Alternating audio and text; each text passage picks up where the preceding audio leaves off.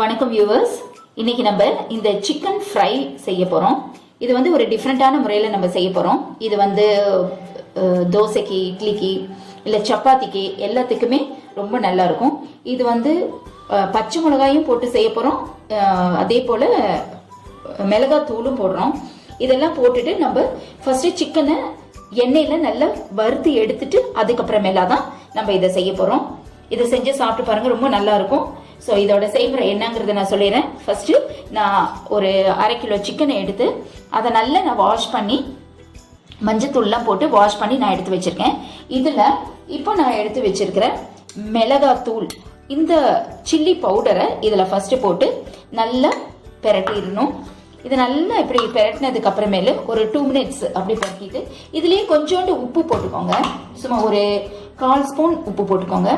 போட்டுட்டு நல்லா இதை இப்படி ஃபுல்லாக அந்த மிளகாத்தூள் எல்லா இடமும் படும்படி இப்படி பெரட்டிக்கோங்க.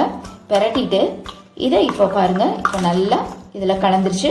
கலந்ததுக்கு அப்புறமேலு நம்ம வானிலையில் எண்ணெய் ஊற்றி இதை வந்து அப்படியே வறுத்து எடுக்கணும். இப்படி வானிலையில் இப்போ நம்ம எண்ணெய் ஊற்றிக்கலாம். கொஞ்சம் ஒரு போதுமான அளவுக்கு அதை வறுத்து எடுக்கணும் இல்லைங்களா, அதுக்கு அந்த அளவுக்கு எண்ணெய் ஊற்றிக்கோங்க. நான் வந்து ஒரு 2.5 கரண்டி எண்ணெய் ஊற்றுறேன். ஏன்னா அது நல்லா ஃபுல்லாகவே நம்ம ஃப்ரை பண்ணி எடுக்கணும். அதுக்காக இப்போ பாருங்கள்,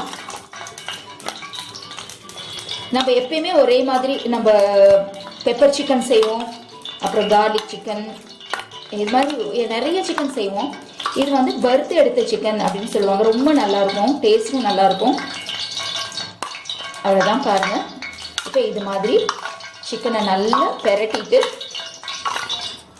வெறும் இதில் வந்து நான் மிளகாத்தூள், உப்பு மட்டும்தான் போட்டிருக்கேன். போட்டுட்டு இப்போ பாருங்கள், இதில் நம்ம அப்படியே வறுத்து எடுத்துடலாம். 2 பீஸா இல்லை 2 பீஸா இல்லை 3 பீஸா போட்டு நம்ம வறுத்து எடுத்துக்கலாம்.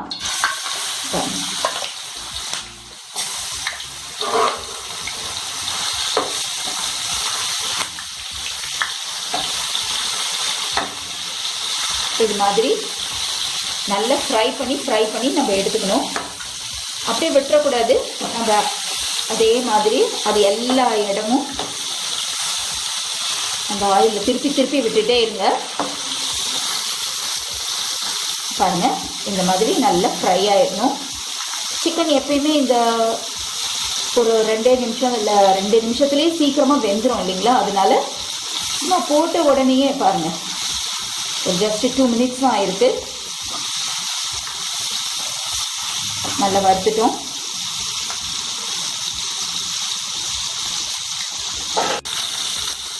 வறுத்ததை இப்போ நம்ம இதில் ஒரு பவுலில் எடுத்து வச்சிடலாம். இதே மாதிரியே எல்லா பீஸஸையுமே நம்ம இது மாதிரி வறுத்து எடுத்து வச்சுக்கணும்.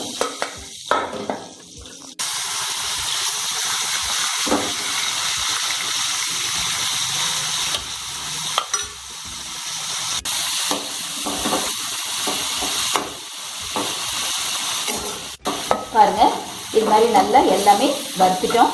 இப்படி வறுத்தது எல்லாத்தையுமே இப்படி எடுத்து வச்சுக்கோங்க. எடுத்து வச்சுட்டு இப்போ ஸ்டவ்வை நம்ம ஆஃப் பண்ணிட்டு இப்போ அடுத்தது நமக்கு இதுக்கு அரைக்க வேண்டியதை நம்ம பார்க்கலாம். இப்போ ஒரு மிக்ஸி ஜார் எடுத்துக்கலாம். மிக்ஸி ஜாரில் நான் பாருங்க, சோம்பு, ஒரு பட்டை, சும்மா ஒரு 2 கிராம்பு போடுங்க, 2 கிராம்பு, அப்புறம் 3 பல்லு பூண்டு வச்சிருக்கிறேன், அப்புறம் இஞ்சி, அப்புறம் வெங்காயம், நல்ல ஒரு பெரிய வெங்காயம் அறுத்து வச்சிருக்கேன், அது போட்டுக்கோங்க. அப்புறம் 4 பச்சை மிளகா. இது எல்லாத்தையுமே அரைச்சிட்டு தக்காளியையும் நான் 2 தக்காளி, பெரிய தக்காளி அரைச்சி வச்சிருக்கேன். கொத்தமல்லி, கருவேப்பிலை இருக்கு. இதை நான் கொஞ்சமாக இதில் போட்டு நான் அரைச்சிக்கிறேன். கொத்தமல்லியும் கருவேப்பிலையும் போட்டு கொஞ்சம் அரைச்சிக்கிறேன். பாருங்க, இந்த கலவையெல்லாம் நல்லா அரைச்சி வச்சிட்டோம். இப்போ இந்த நம்ம வறுத்து எடுத்த இந்த எண்ணெயில அப்படியே இது எல்லாத்தையுமே நம்ம போட்டுடலாம்.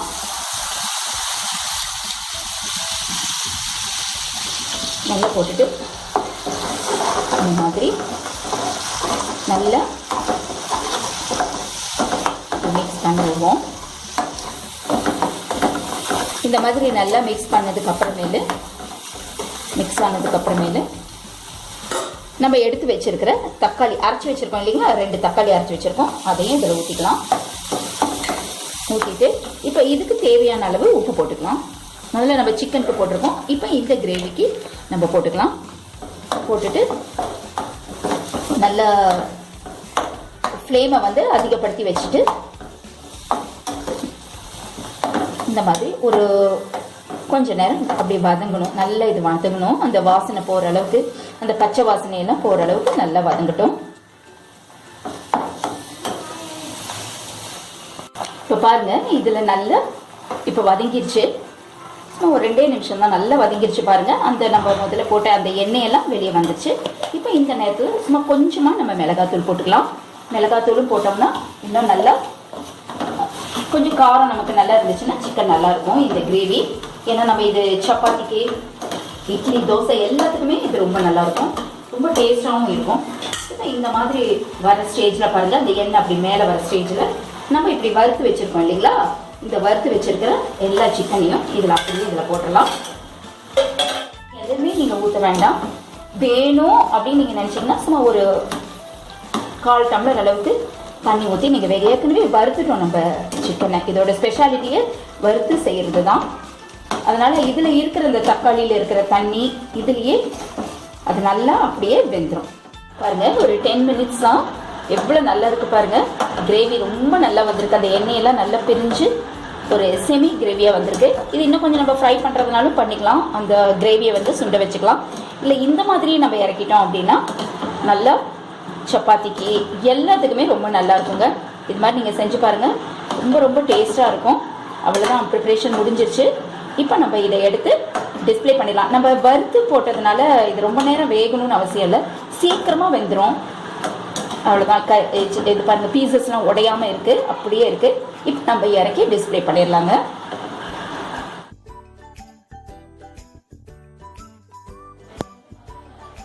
இது மாதிரி செஞ்சு பாருங்கள், ரொம்ப நல்லா இருக்கும். பாருங்கள், கிரேவி தனியாக இருக்குது, அதே போல் சிக்கன் பீசஸும் பாருங்கள் உங்களுக்கு நல்லா ரொம்ப நல்லா வந்திருக்குது. கிரேவி வித் சிக்கன் பீசஸ் ரொம்ப நம்ம எடுத்து சும்மா வெறும் வாயில் கூட நீங்கள் இதை சாப்பிட்லாம். இந்த கிரேவியோட டேஸ்ட்டும் பார்த்தீங்கன்னா லைட்டாக ஒரு ஸ்வீட்னஸும் இருக்கும் இதில். ஏன்னா வெங்காயம் நம்ம அரைச்சி போட்டிருக்கிறதுனால இது மாதிரி நீங்கள் செஞ்சு பாருங்கள். எங்கள் சேனலுக்கு நீங்கள் சப்ஸ்கிரைப் பண்ணுங்கள், லைக் பண்ணுங்கள், ஷேர் பண்ணுங்கள். தேங்க்யூங்க.